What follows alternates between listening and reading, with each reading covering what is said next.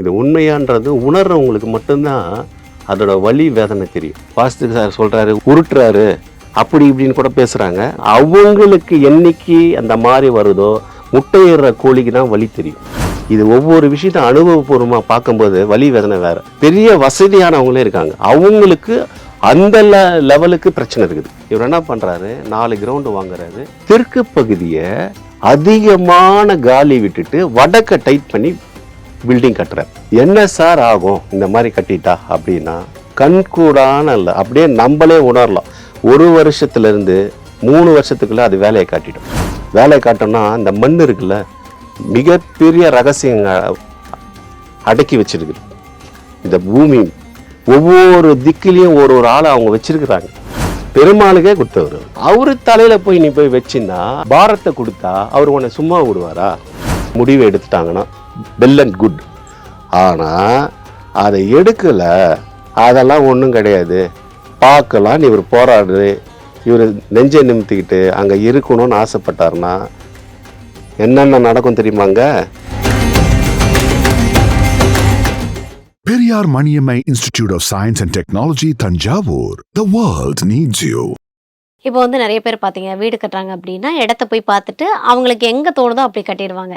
ஆனால் நிறைய பேர் சொல்கிறது என்ன அப்படின்னா, வடக்கில் வந்து வீடு கட்டக்கூடாது, தெற்கில் தான் வீடு கட்டணும். அப்படி இல்லைனா வந்து இப்போ தெற்கில் இடத்துல வந்து காலியாக விட்டுட்டு வடக்கில் வீடு கட்டினா பிரச்சனைகளை சந்திக்கக்கூடும் அப்படின்லாம் சொல்கிறாங்க. இது எல்லாமே உண்மை தானே சார்? 100% உண்மை. இது உண்மையான்றது உணர்றவங்களுக்கு மட்டும்தான் அதோட வலி வேதனை தெரியும். ஏன்னா நான் வந்து போய் பார்த்துட்டு ஏதோ வாஸ்து சார் சொல்கிறாரு, என்னை வந்து கமெண்ட்ஸில் கூட எனக்கு அதெல்லாம் வந்து சகிக்கிற அளவு எனக்கே இப்போ நான் வளர்த்துக்கிட்டேன். நான் உருட்டுறாரு, அப்படி இப்படின்னு கூட பேசுகிறாங்க. உள்ளே போய் பார்க்கும்போது தான் அவங்களுக்கு என்னைக்கு அந்த மாதிரி வருதோ, முட்டையிடுற கோழிக்கு தான் வலி தெரியும். அது வரைக்கும் இந்த மாதிரி பேசின்னு தான் இருப்பாங்க. எனக்குன்னு ஒரு பிரச்சனை வரும்போது தான் நான் துடிப்பேன். அது வரைக்கும் நான் தத்துவத்தை பேசிகிட்டு இருப்பேன், ஞானி மாதிரி பேசிகிட்டு இருப்பேன். ஆனால் விஷயம் என்னென்னா, இது ஒவ்வொரு விஷயத்த அனுபவபூர்வமாக பார்க்கும்போது வலி வேதனை வேறு. பெரிய வசதியானவங்களே இருக்காங்க, அவங்களுக்கு அந்த லெவலுக்கு பிரச்சனை இருக்குது. அவங்க பேர் பெரிய காரில் போவான், 3 கார் இருக்காமல் இருக்கும். ஆனால் உள்ளே போய் பார்க்கும்போது, ஏன்னா எனக்கு அந்த வாய்ப்பை கொடுக்குறான் வாஸ்துன்ற ஒரு நிபுணர் வந்து, ஒரு ஜோதிடனும் வாஸ்து மட்டும்தான் உள்ளே போய் பார்க்கக்கூடிய ஒரு இது இருக்குது. வெளியால் வேறு யாருமே விட மாட்டாங்க. பல ரகசியமாக அவனு தானே. அப்போ நம்ம எந்த அளவுக்கு நேர்மையை கடைபிடிக்கணும், ஆனஸ்டாக இருக்கணும். இது ரொம்ப முக்கியம். ஒரு ஜோதிடருக்கும் சரி, வாஸ்து நிபுணருக்கும் சரி. மிகப்பெரிய என்னன்னா, ஜோதிடம் 1000 பேர் பார்ப்பாங்க. ஜோதிடத்துக்கு மெயின் வாக்குப்பளிதல் முக்கியம். ஒரு மரத்தடி ஜோதிடனும் அந்த காலத்தில் குடுகுடுப்புக்காரனை சொல்கிற வாக்கு பழிச்சிடும். இங்கே ஏசி ரூமில் உக்காந்துக்கிட்டு அப்பாயின்மெண்ட் வாங்குறது வாக்கு பழிக்கணும், அப்போ தான் வருவாங்க மக்கள். இது ஒரு கான்செப்ட். இப்போது நீங்கள் கேட்ட கேள்வியில் அருமையான கேள்வி. ஒரு மனையை வாங்கிடுவாங்க, பெரிய லெவலாகவே வாங்குறாங்கன்னு வச்சுங்க. ஏன்னா அது மாதிரி நிறைய வீட்டுக்கு போயிருக்கேன். ஒரு உதாரணத்துக்கே சொல்கிறேன்.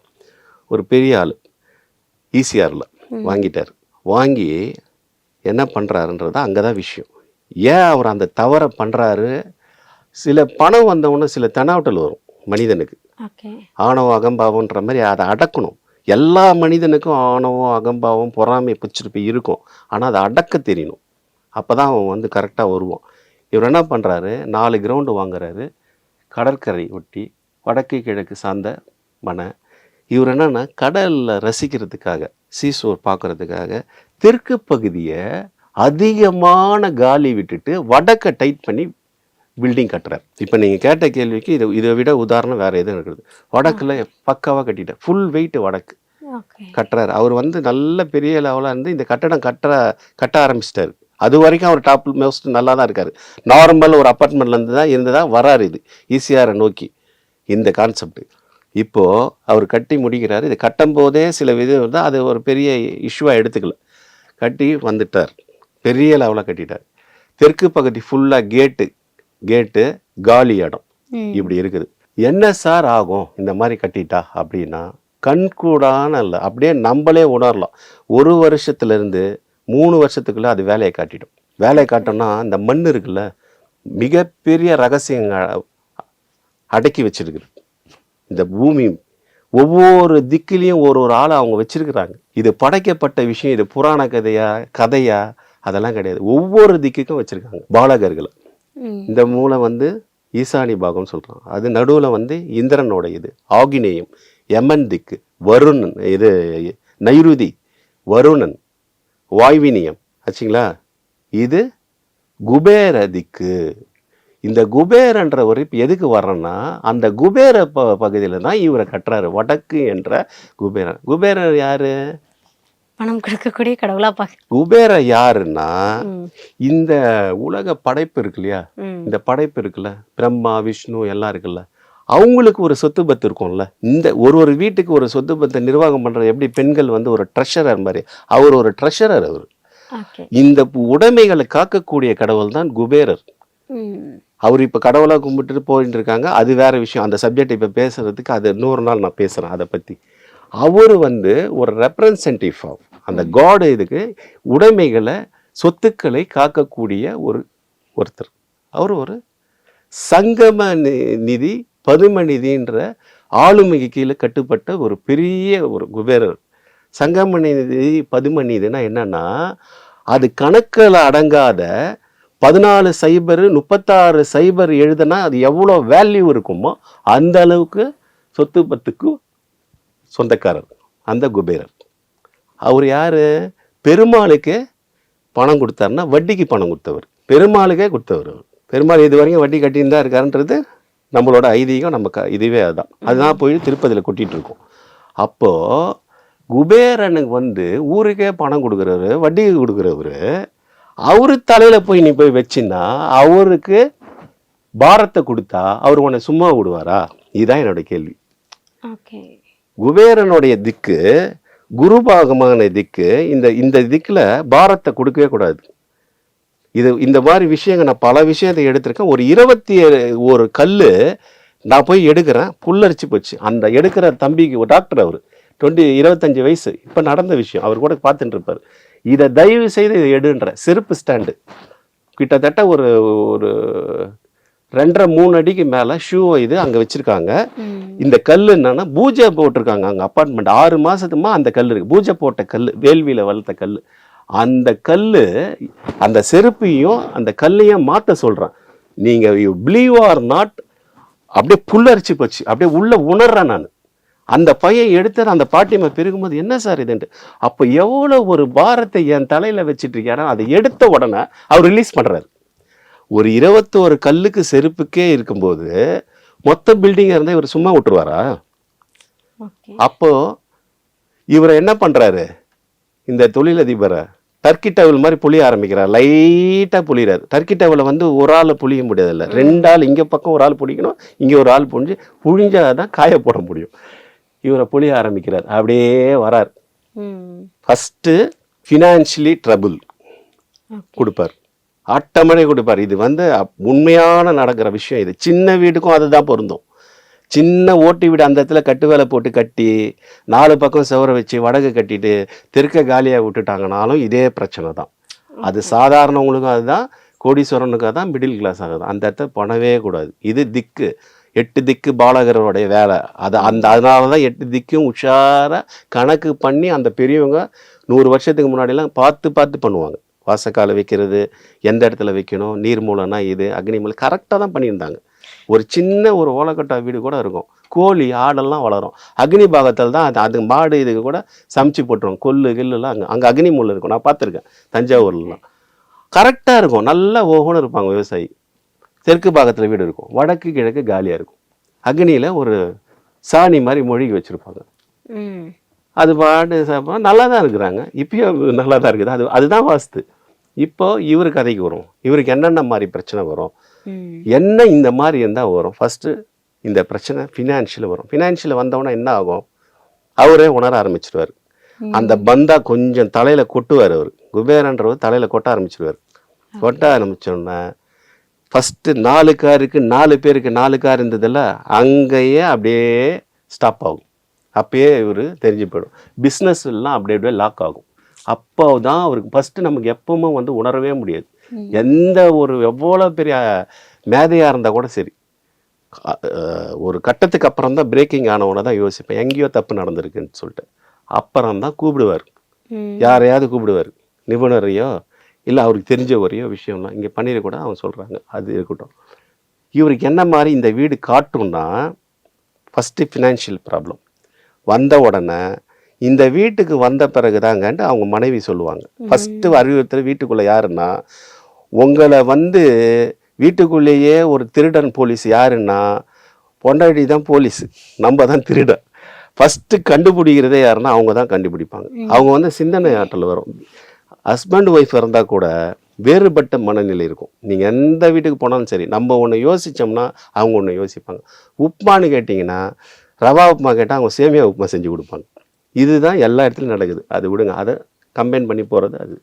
இப்போது இந்த விஷயம் நாம் சொன்ன மாதிரி இந்த வீடு கட்டின பிறகு நம்ம நல்லா தானே இருந்தோம் அந்த அப்பார்ட்மெண்ட்டில் இருக்கும்போது. இங்கே வந்தவுடனே ஏங்க இந்த வீடை விற்றுலாங்க, விற்றுட்டு வேற எங்கன்னா நிம்மதியாக போகலாம். ஃபஸ்ட்டு வந்து வாஸ்துலேயும் எந்த ஒரு விஷயத்துக்குமோ ஃபஸ்ட்டு நமக்கு தேவைன்னா பீஸ் ஆஃப் மைண்டு, ஹெல்த்து, இது 2 தான் சொத்து நமக்கு. அதை தாண்டி நீங்கள் 1000 கோடி வந்து கல்லீரல் கிட்னி ஃபெயிலியர் ஆச்சு வச்சு என்ன பண்ண முடியும்? ரைட்டா? அப்போது இந்த வீடை விற்கலாங்கன்ட்டு வர்றது இது ஒரு காரணம். இவங்க எடுத்துட்டாங்கன்னா, முடிவை எடுத்துட்டாங்கன்னா வெல் அண்ட் குட்.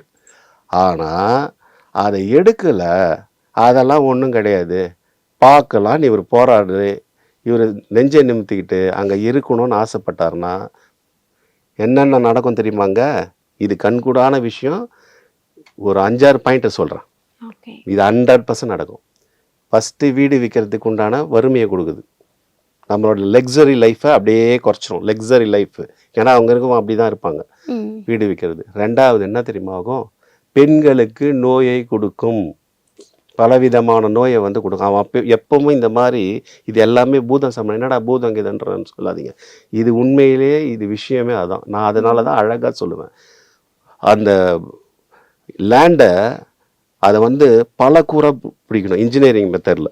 இந்த ட்ரையாங்கல் மாதிரி நான் அது போடும்போது ஒரு பார்ட்டு இந்திர பாகம் அசுர பாகம், இது வந்து அசுர பாகம் கிராஸ் அடிக்கணும். இது இந்த அசுர பாகம் இந்திர பாகத்துக்கு இது வேலை காமிச்சிடும். தவறான பண்ணும்போது அது வந்து விஸ்வரூபம் எடுக்கும்.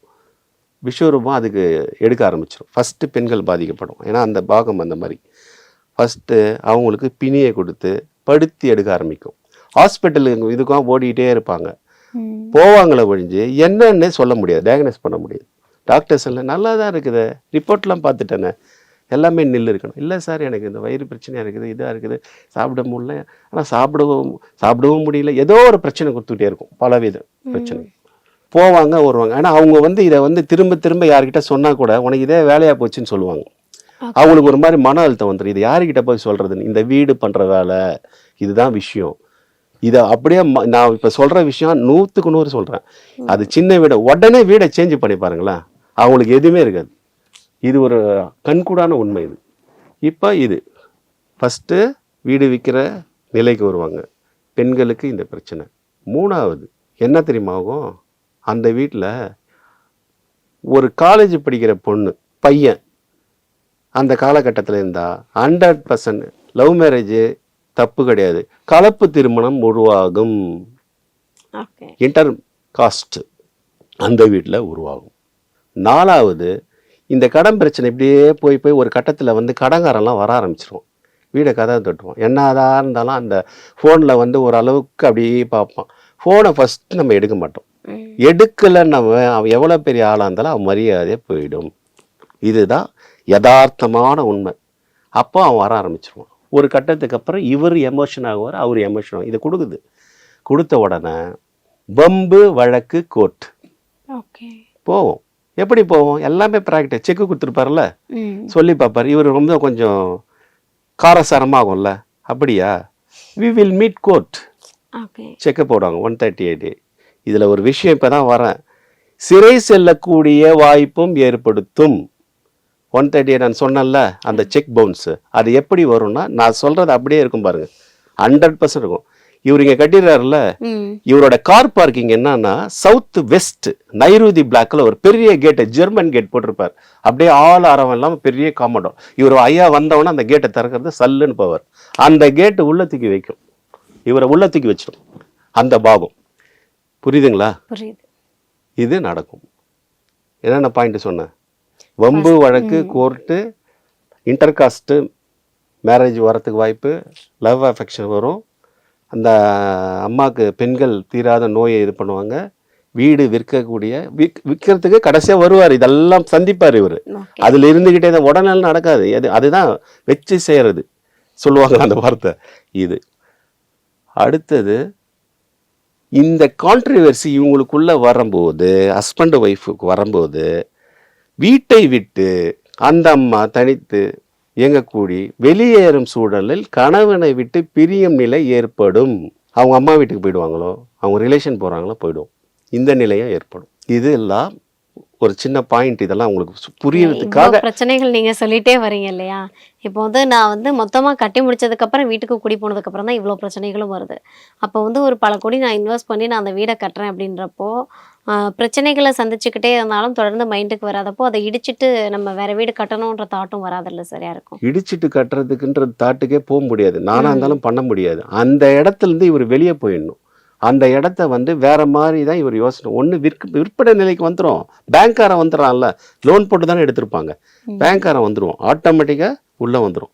எல்லாமே கேஷ் எல்லாம் பண்ண முடியாது, பல கோடி பண்ணும்போது பேங்க் நெருக்குதல் வரும்போதே உங்களுக்கு மனநிலை பாதிக்கப்படும். பணம் தானே, இஎம்ஐன்றது வித்தின் 30 days ஓடிடும், பட்டுன்னு விற்கிற ஸ்டேஜ் தான் அவருக்கு உச்சிதம்.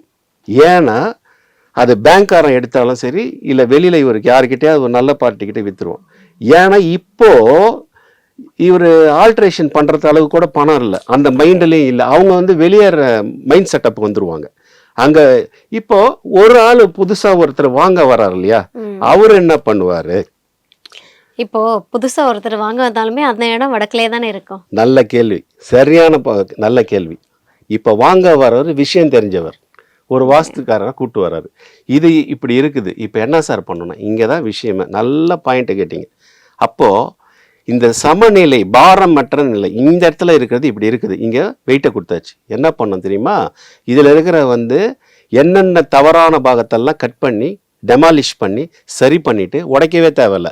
நல்ல விஷயம் தெரிஞ்சவங்க என்ன பண்ணுவாங்க, பில்டராக இருக்கணும், வாஸ்து தெரிஞ்சவங்க, இதை அப்படியே வச்சுட்டு இந்த தெற்கு பாகத்தில் இருக்கு இல்லையா, இங்கே ஒரு கன்ஸ்ட்ரக்ஷன் ஸ்டார்ட் பண்ணணும், இதை விட உயரமாக இந்த இடத்துல வெயிட்டை கொடுத்துடணும்.